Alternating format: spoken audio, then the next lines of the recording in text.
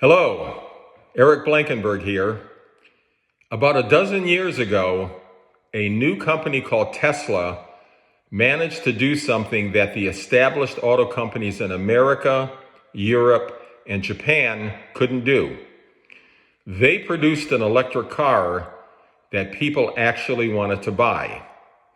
And as is the case with most new technologies, the early adopters were people with high disposable incomes who had a strong desire to be at the cutting edge.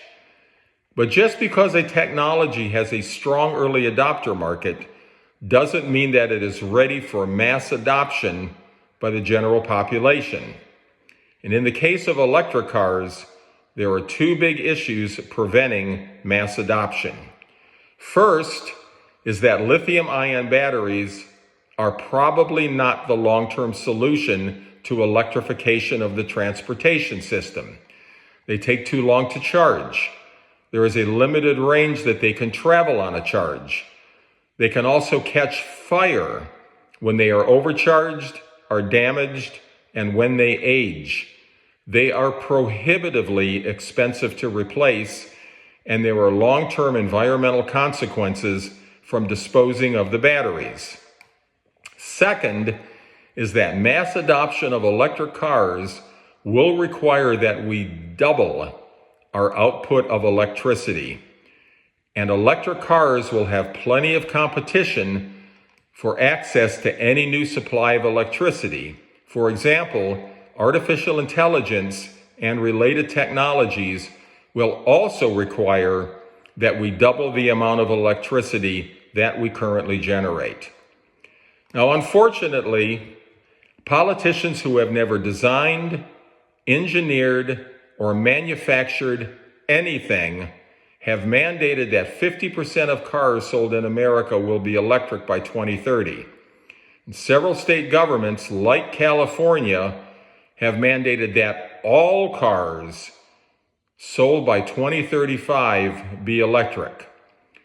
But the current state of technology has caused many Americans to sour on the entire idea of electric cars.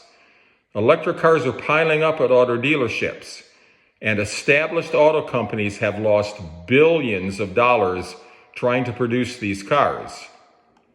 Now, there are technologies on the horizon that could solve the current problems. For example, Toyota has demonstrated a solid-state battery that can charge in 10 minutes and travel up to 745 miles on a charge. But they are still trying to figure out how to mass produce it. And solid-state batteries aren't expected to show up in cars before 2030. There are also companies like TerraPower who have designed a new generation of small modular nuclear reactors that could generate the extra electricity that we need. But initial rollouts are being postponed because of a shortage of uranium. So what's the answer? Can we ever go green? Well, yes, we can. And the answer is to allow market processes to work. All great progress comes from trial and error, not from government mandates.